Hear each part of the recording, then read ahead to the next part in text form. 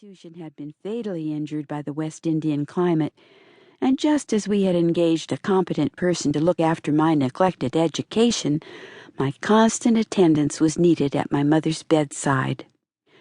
We loved each other dearly, and we wanted no strange nurses to come between us. My aunt, my mother's sister, relieved me of my cares in the intervals when I wanted rest. For 7 sad months our dear sufferer lingered.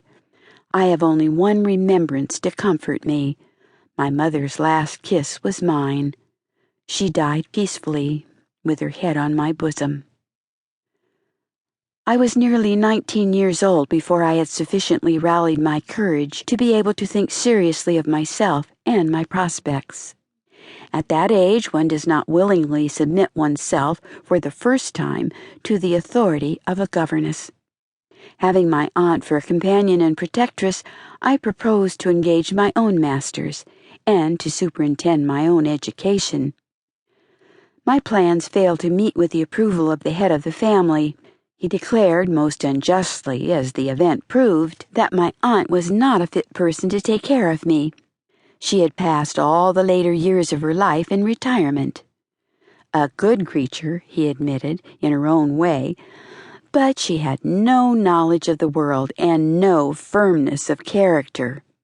The right person to act as my chaperone and to superintend my education was the high-minded and accomplished woman who had taught his own daughters.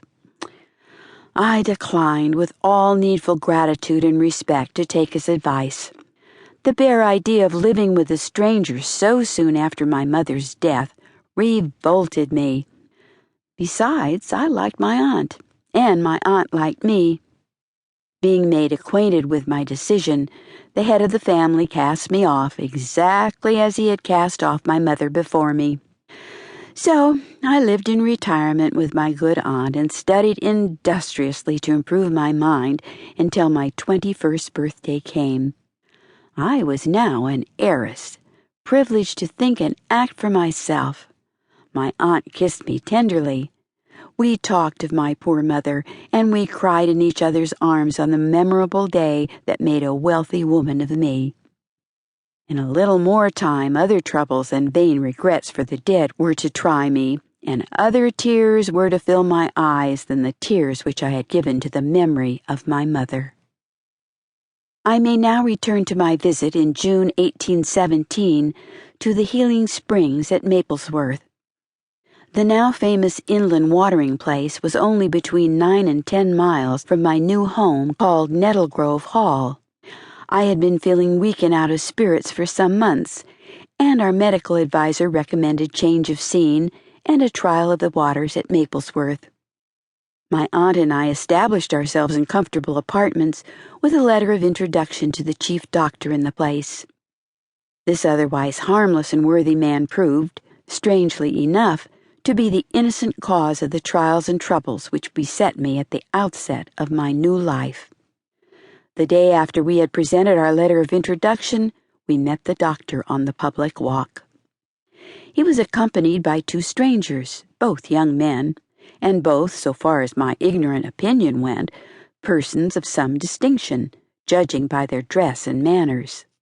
The doctor said a few kind words to us and rejoined his 2 companions. Both the gentlemen looked at me, and both took off their hats as my aunt and I proceeded on our walk. I own I thought occasionally of the well-bred strangers during the rest of the day, especially of the shortest of the 2, who was also the handsomest of the 2 to my thinking. If this confession seems rather a bold one, remember, if you please, that I had never been taught to conceal my feelings at San Domingo, and that the events which followed our arrival in England had kept me completely secluded from the society of other young ladies of my age. The next day, while I was drinking my glass of healing water, extremely nasty water, by the way, the doctor joined us. While he was asking me about my health, the 2 strangers made their appearance again, and took off their hats again. They both looked expectantly at the doctor, and the doctor, in performance of a promise which he had already made, as I privately suspected, formally introduced them to my aunt.